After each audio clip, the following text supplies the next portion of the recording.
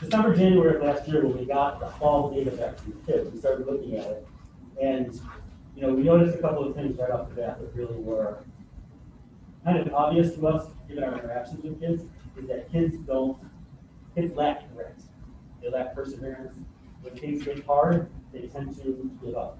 So what we started to do, and then COVID hit, is we were planning, we had grouped children by low grit for their homeroom.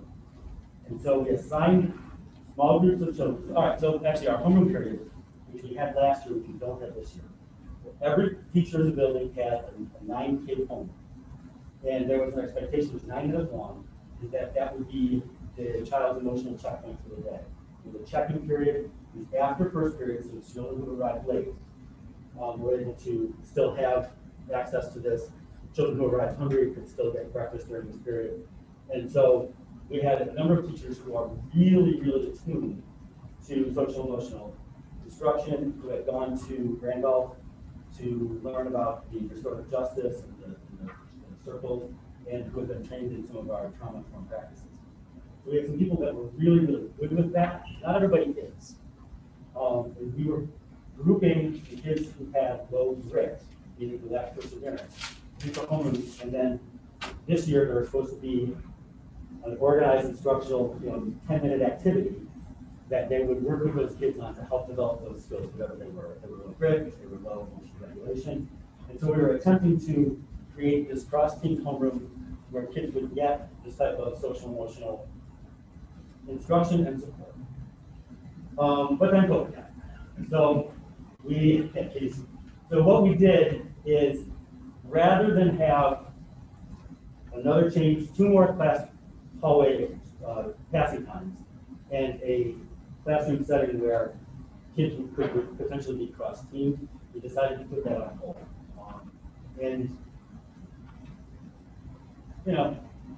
I believe it was right in terms of keeping kids, minimizing the contact with kids cross-teams, but it is a loss. But again, this year is about loss. But it's also about what's left and what we can do.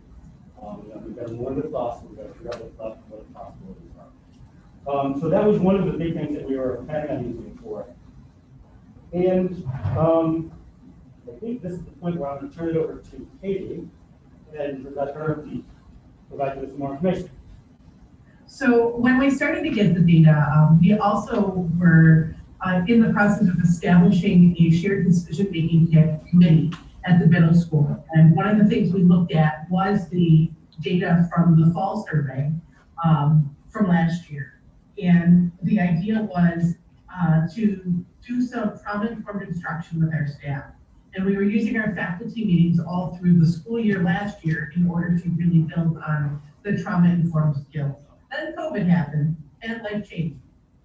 So some of how we're using it has shifted with how do we use what we know in order to support the students who are being reintegrated. And so we've worked to create a reintegration plan for our 35 kids who are coming back.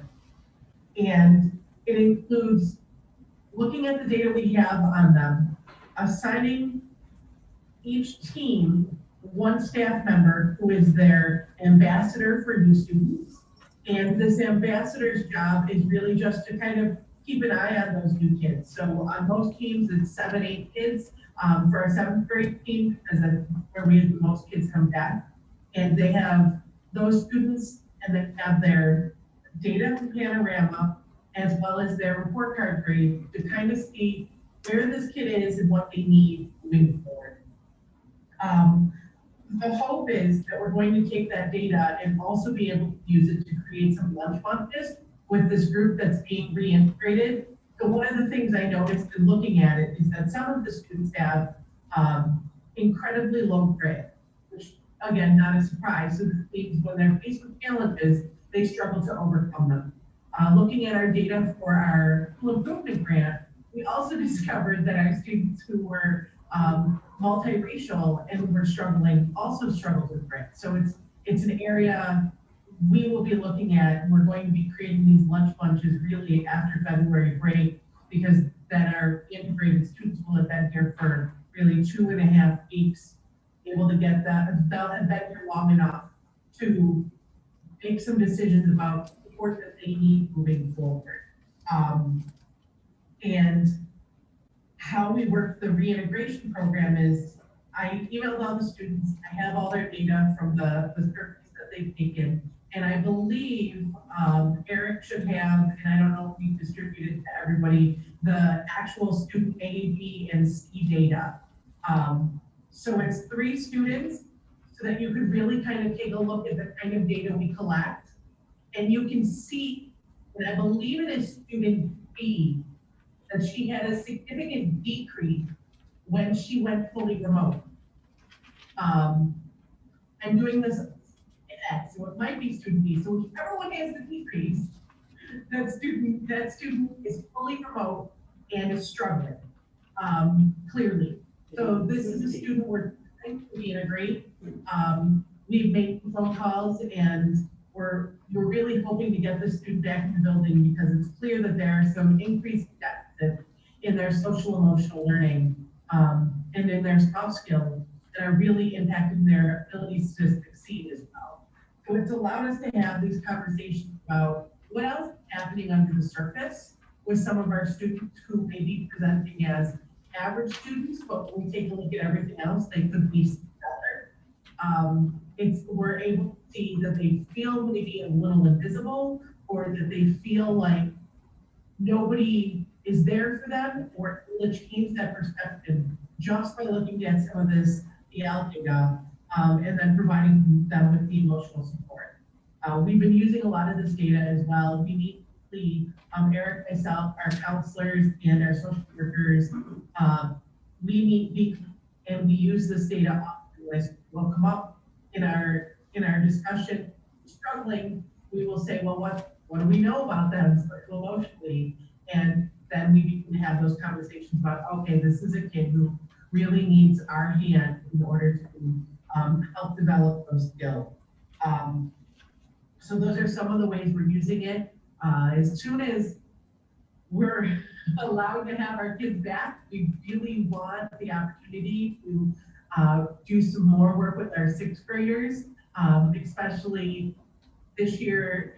This year's 6th graders will be 7th graders, to give them some of those skills those soft skills that we normally spend a lot of time working on, building those skills with them as 7th graders, and also our upcoming 5th graders to 6th graders, and using some of that data that we get from 5th grade.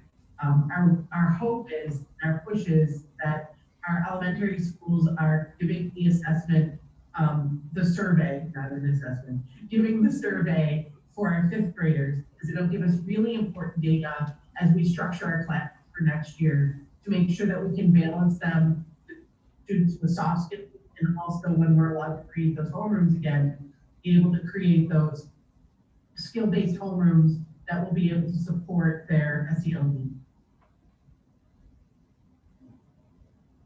That's all I have to say. That's all you have to say. Okay. Thanks. Thank you, Katie. Thank you, Katie.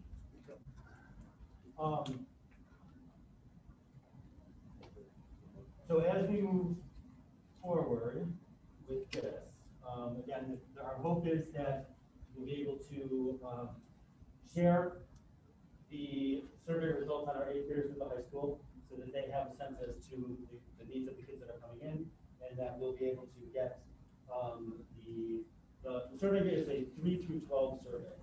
And we'll get the elementary folks to make sure that at least target the 5th graders. So we have that data, and folks can see the value in doing 2 through 4. But it is a cumbersome activity to try to get every kid in the building surveyed. It's on computer. Go ahead. Okay, I'm like, Just keep talking. all right. So we're working with the elementary principals to, get it assigned. So we have used PE here at the middle school. The high school also used their PE staff to administer the survey, and we're working with the elementary. I know Highland did do some limited surveying in the fall, and that helped a little bit to kind of see how it can work in an elementary setting. Again, it's a computer-based survey where you got to read and answer the questions, and some children will need some assistance with that process. So a couple other things I wanted to talk with you about, and then I'll just, well, actually, wait, my time is pretty, all right, give me, You have all the time that you You want. take your time. Okay. okay, like I said, I don't want to be that guy. You can be that guy. All right, thank you, I appreciate it. So again, we still have 50 children who are 100% remote. And of that 50 children, many of them are doing very, very well, but some are not. And we've heard these stories over and over again. But I just want to let you know that we are not in any way, shape, or form letting those, we're doing everything that we can to make sure that those kids don't slip through the cracks. I mean, teachers email and call. Sometimes we pull friends aside and have friends email and call. Katie and I email, call, letters. Our student services group is working, our counselors and our social workers are working double and triple time to reach out to families and make sure that they have the things that they need. The family support, I can't even imagine the number excuse me, of referrals that family support is getting at this point. They got to be, excuse me, this is not good, I'm choking. I know, I'm sorry. I'm sorry. I mean, I think that like literally every time you talk, but it's. Everybody looks, yes, and probably I, not that. yeah. So, the Title VII folks, if we have a family where there's elementary kids and middle school kids, Nancy Clemens is on that for us. We've got kids that are split between middle school and high school or other families. Lindsay John is on that for us. They're out on the road daily, making visits, checking up on kids. We used Evans PD for welfare checks. Occasionally CPS isn't really taking neglect phone calls right now. They will take the phone call if we believe that the child is in imminent danger. We have made a few of those as well.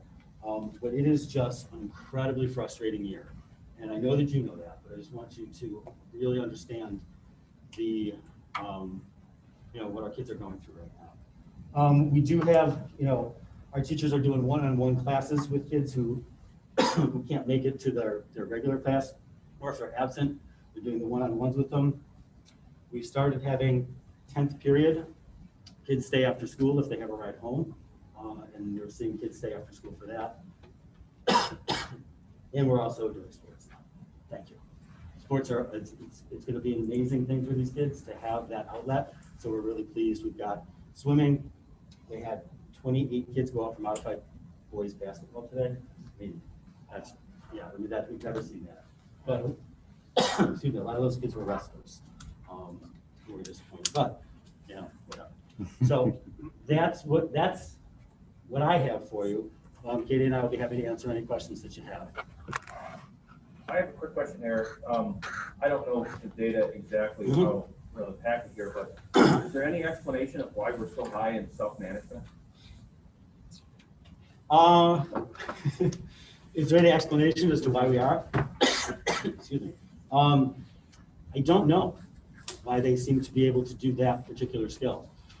And then, and actually, when you look at emotional regulation, they seem to be pretty well good at some of those things too. Trying to figure out what has given them that strength and then replicating it in the other skill areas is part of the process that we're starting to look into with the data. And I think, some of it is just great teaching. What we're seeing with using agendas, and that starts really with our sixth graders and creating schedules for themselves.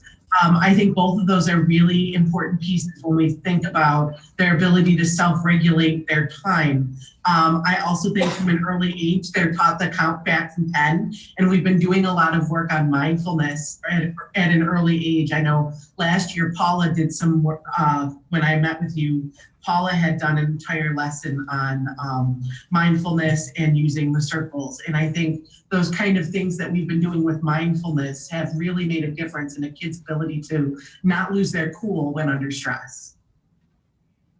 I just have to add though, as I can't use the word heartwarming, but I'll just say that as heartwarming as it is to see that 53% number, whatever it was, actually has us way ahead of the average, that just really tells you that the kids are not okay. And this is not a middle school problem or a Lakeshore problem. Right. This is a national problem or perhaps even a global problem. You know, the difficulties with student engagement right now. I was talking to Mike Drezick about this. Mike Drezick has a wide global network of educators, and this is a problem happening everywhere.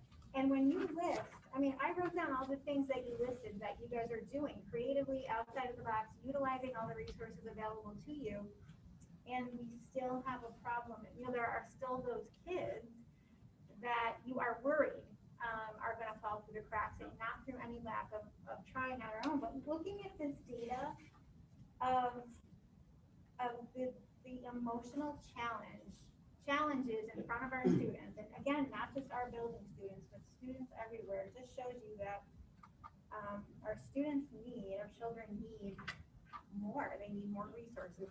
Our families need more support. And I feel really grateful to be in a district that has come so far with trauma-informed instruction and social and emotional learning. And I certainly hope that it catches on everywhere. And that we see those numbers, keep going up. It makes me sad to look at some of this data, and not because of our school, just because this is a problem happening everywhere. And it seems so big. No, I agree with you. And when you, just as another aside, when you look at the school climate packet, when you look at student-teacher relationships, I noticed that. that's in the upper 80th percentile, which is a credit to our faculty. But then when you look at some of the sense of belonging, how, they That made me feel so sad. Yeah.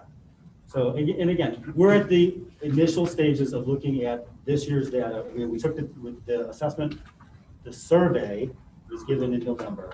And, we're finally getting the final reports back, and we're starting to use them to look at the kids. And think about that too, that's great, but that's 2 more months of isolation, separation, disconnect that our students have had.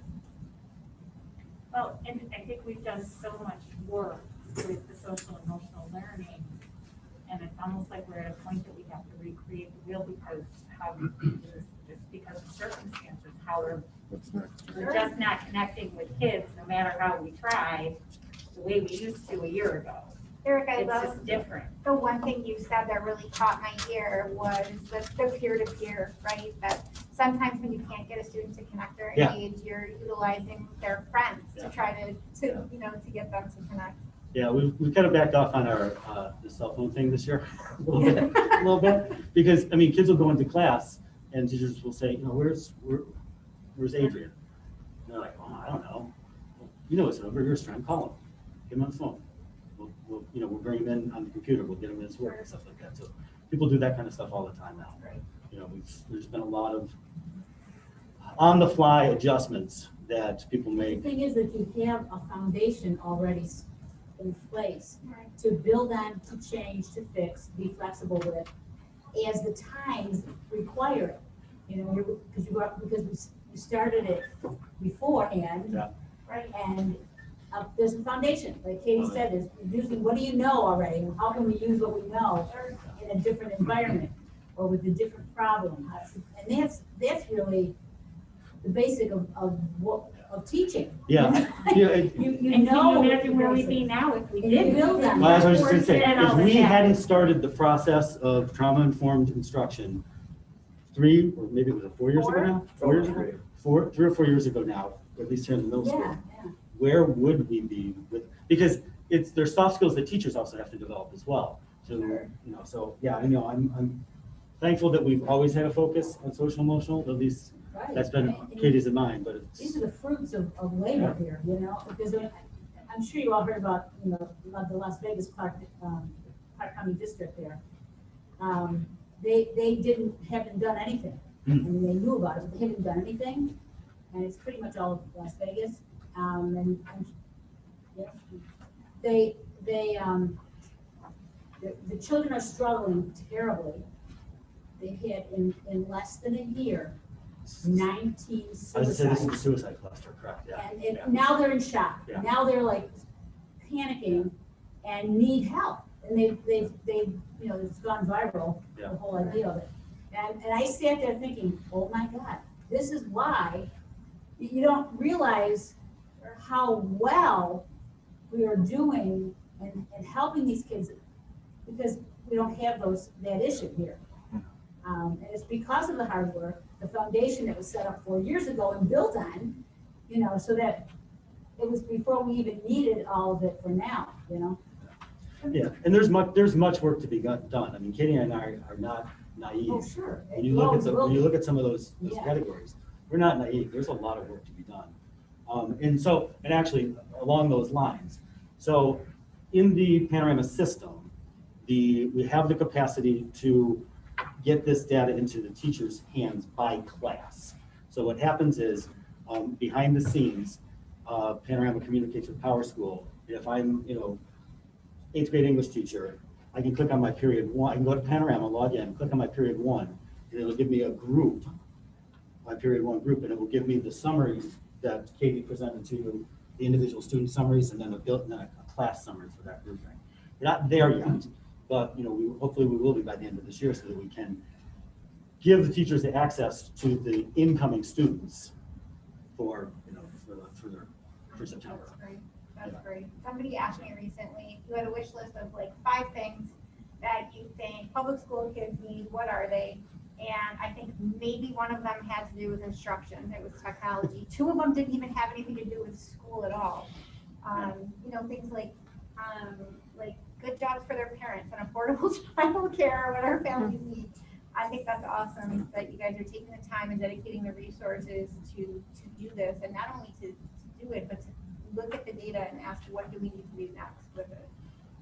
It's a process. We wish we were further along, but it is still a process. So did you say other schools in the district are using? So the high school did the fall surveys with us, Okay. and they'll do the spring surveys with us. PE department did that. I don't know what their return rate was because it was a remote assignment as well. Sure. And, what did you say your return rate was? so for 357 out of 500. So somebody will do that math for me real fast. Run down. No, it's after 5. 70%? It was 70% in the. It was 70% in the spring. Our fall administration was not the response rate. I think That's it was. not bad. It's not great, but it's not bad. So the high school should have this kind of data also? They should have some of this data. Yeah, I don't know what their return rate was. Sure. But that's what, when Chris Cook was here, or when you were at Chris Cook's building, the survey data that she discussed was the back to school summary, which was a snapshot in time of how kids were emotionally when the school year started. Right. And that's the data that she was talking about and that she Okay, used. got it. And then again, Highland did, I don't know if it was, they did it remotely and it wasn't, the return rate was not great. So I don't remember what it was.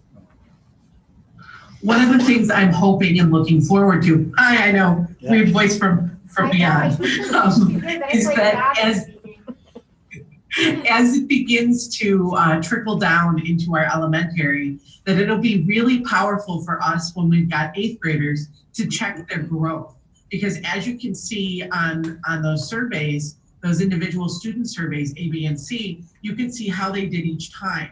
And so over time, like if we've got kids who take it in 3rd, 4th, and 5th grade, by the time they get to 8th grade, I'll be able to say, wow, look at how much you've grown as a child, where you really seem to struggle with whatever it was, challenging situations. And now you seem to feel very comfortable with them. And I'm looking forward to the day when we have that data so that we can begin to have those conversations and our counselors can begin to have those conversations with kids who feel like they haven't grown, that we're able to actually show them their emotional growth chart in the same way we would show them how much they've grown in RTI using STAR, or even on a wall with their height. It'll be our emotional height test, I suppose. So student C, if you look at that individual participated 3 times, and you can see their trend scores across the, grit remained constant and low the whole way. Self-management went up and down a little bit, but finished high. And so teachers will have access to these. So once we get to the point where teachers have access to their class, they'll have access to these screens and they'll be able to see the trend scores for each of their individual children. And again, this is really usually in color and it's very pretty on the screen, so very easy to read. This is great, Eric. Thank Yeah, you. this is great, and I wish Thank you for that this. me going through school, we had this too. Sure. Even looking at the sense of belonging, I mean, like you said, we have a lot of work to do, but the fact that you guys are collecting this data and analyzing it and seeing what kind of progress can be made speaks volumes. And I'm sure the students probably knowing that this tool is out here, you're just, because of that, you're gonna see these numbers go up because it shows that we actually care about students' well-being. Well, you're also So, normalizing great. talking about this. kind of Absolutely, thing, yeah. Right? You're normalizing social. Back when we emotional- went through school, we didn't talk about that stuff. We had to kind of quietly suffer through it. So the fact that this is even here is huge. And what Katie said, making it just as important as physical growth or academic growth. 100%, yes. So, yes, a lot of work to be done, but the fact that you guys are obviously doing the work and starting it, that's colossal. So, Can't manage it's good what work. you can't measure. Yeah, exactly. So, I And once we appreciate get that. more tests, we'll get more plot points on the data, and we can actually get a bigger Yeah. picture of what actually is going on. So, it's And hopefully this year will be a blip. right. We'll be back to, Yeah. we'll be back to Oh, some yeah. semblance of regular, so. Oh, thank you. Does anybody have any other questions? Thank you very much. Thank you. you. All right. Thanks, Katie. Thanks for coming. Thanks for coming by. Well, thanks for having us. Thanks, Katie. Always a pleasure. See you tomorrow. So happy to do this live and in person. We like what you've done with the place. So with that, I will turn it over to Dan for our budget discussion. Ooh, that's fun. I have some notes, so this will only be about 45 minutes or so. No, actually, we'll be meeting with the budget committee on Monday and going over the first cut of the budget. And right now I'm analyzing the revenues in light of the governor's proposal and sort of got off track of the negotiations and some of the things. So Monday, I anticipate having at least the first cut of our tax cap. That's going to be a lot lower than it has been in previous years, 1.23% right now. So, Wait, Dan, I thought the tax cap was 2%. oh, yeah, everybody did. Only in New York State is 2%, not 2%. So, Sounds not negative. but we'll lower that. That's a great point. True, yeah. I like your optimism. So we have most of our BOCES costs. I think we're waiting on one or two software program quotes and things like that. But by and large, we've gotten through most of that. We've met with, I believe, all of the principals and supervisors, administrators to go over their area budgets. So those are all new too. So now starts the game of analyzing revenues. Ordinarily, historically, the governor's proposal has always been my worst case scenario, and I think it was a curveball a couple of years ago, and we used these numbers and the final budget came in lower. I'm hopeful now that they're able to do some sort of stimulus package out at the federal level that will help state and local governments and backfill New York with a little bit. We have been told that it's supposed to be our 20% holdback that we get on a number of items, including our Native American tuition to the tune of $313,000 will be restored. So I'm hopeful that this year then we'll be all right with the cuts that we have planned. I think we'll be good. But then, so more to come on that. If there are any particular projects or areas you want us to look at, make sure that are included in the budget. Now's a good time to tell us before we give that first cut. Right now, we are looking at budgeting for 2 P-Tech students in the BOCES budget. But again, we haven't gotten through the full first cut and see the tax cap what we're looking at. But, included in the governor's proposal, I don't know if any of you have dug into it. You may, I know it sounds shocking, but you may not be as interested in that stuff as I am. No. He glommed again, all of the expense-based aids together, OCA, transportation aid, textbook, hardware, software, library. He's really onto that. materials. Yeah, so it's hard to, sort of dissect that stuff and see, you know, if, that gets broken back out, if the legislature, is successful in not combining all that stuff again in the final budget, you know, what that will translate to, but I'm hopeful, that will be okay. Our building aid numbers look okay. Still budgeting for a payment on the current capital project. And that's about it for right now, so we would do the first cut. So let's talk about sales tax for a second. So we did bring this up, and we actually talked about it at our advocacy training. And Mike, I don't know if you remember more of the details. Jill didn't have a lot to say other than, yes, that's a real thing, but that the county may be replacing some of that revenue. Is that, do you remember? So it seems like pretty much, at least what I got from it, is that the county would be getting less sales tax revenue from the state, which would result in us getting less from the county. Okay. We So I get a had it share, backwards. yeah, we get a share of sales tax revenue from Erie County. And what they're doing is an intercept, the state is doing a sales tax intercept to direct money to struggling hospitals. So the counties are gonna be getting less sales tax revenue. Maybe it was in an, maybe it wasn't in that conversation that Jill talked to, yeah, Bill Conrad about it. Alas, kind of like prepare for the worst, hope for the best kind of thing. So if we get the state aid restorations, that will certainly help. Sure. Sales tax. Well, exactly. We really, again, we talked about this before, we really need help at the federal level because there's only so much the state can do with what they have, and nobody wants sales tax without, but you can sort of understand why hospitals are very important right now. Yeah. Is there anything else, you mentioned the two P-Tech positions, being able to restore those, is there anything else? At least for first cut. Sure. We're not making promises on anything. Sure, no, and of course, it's nothing's final until it's final. We built our budget, this is important to mention, we built our budget, with the hopes that we're back to 5-day a week in-person instruction next year. We're hopeful that, we can plan for more of a normal year.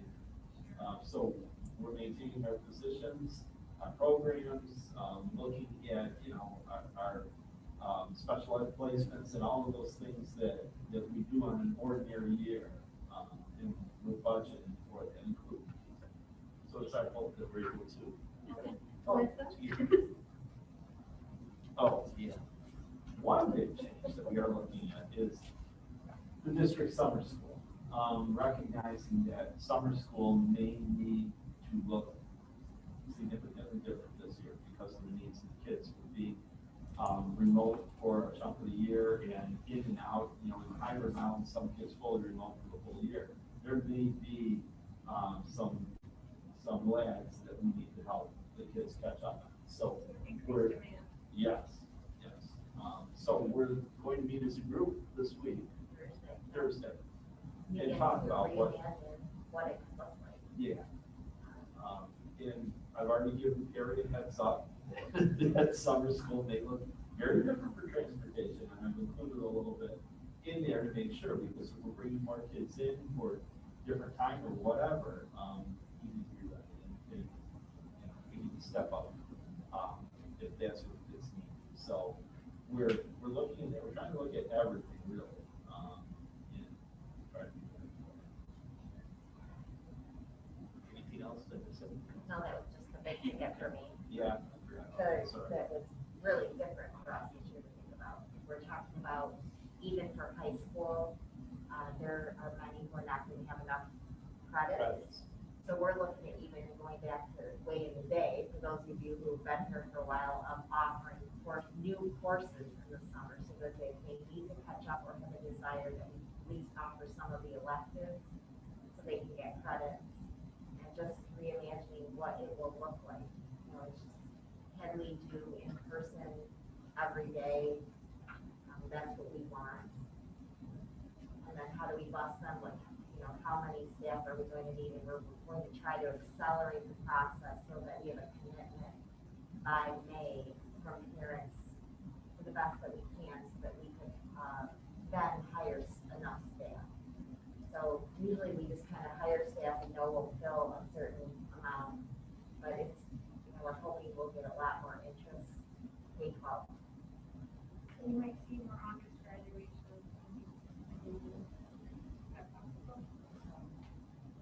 Yeah, I just don't know. We We don't normally have that many we need. I think that it could look different, sure, I just don't know. We're trying. We're also thinking it may keep kids on track for next year, you know, or Sure. if they're letting you Got it. credits already. If I can get that on track. We'll see. We're actually, the whole team, normally there's a small committee, but the whole team will meet.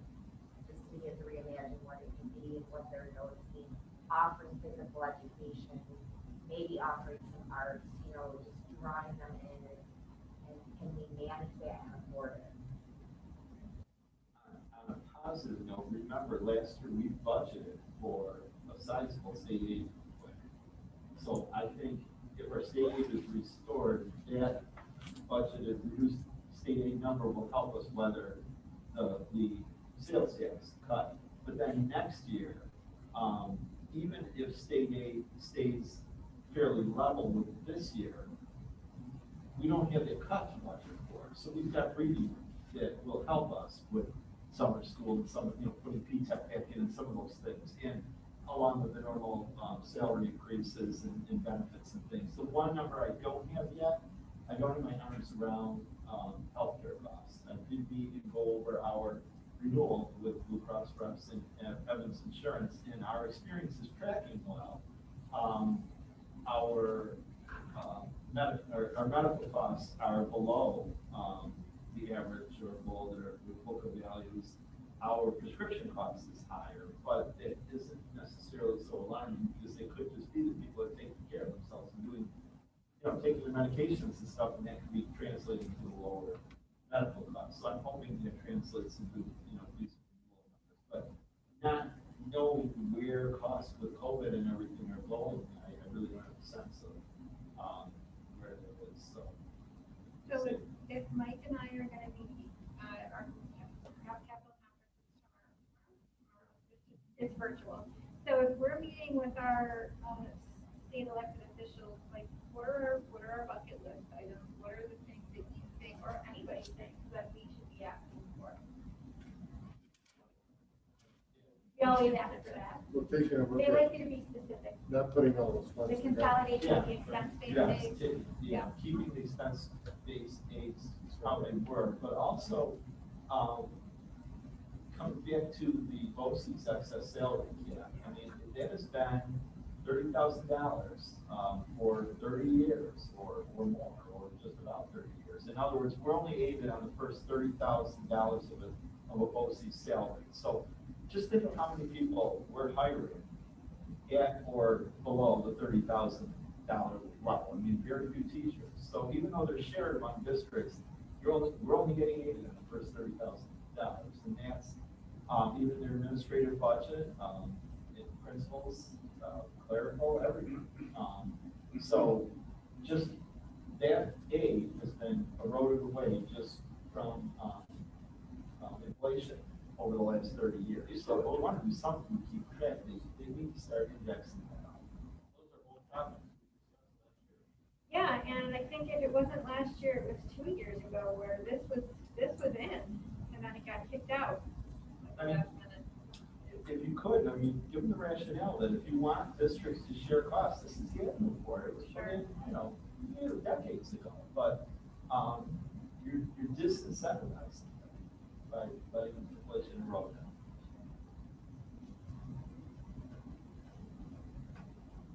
Anybody have any other questions? Thank you. That's all I got.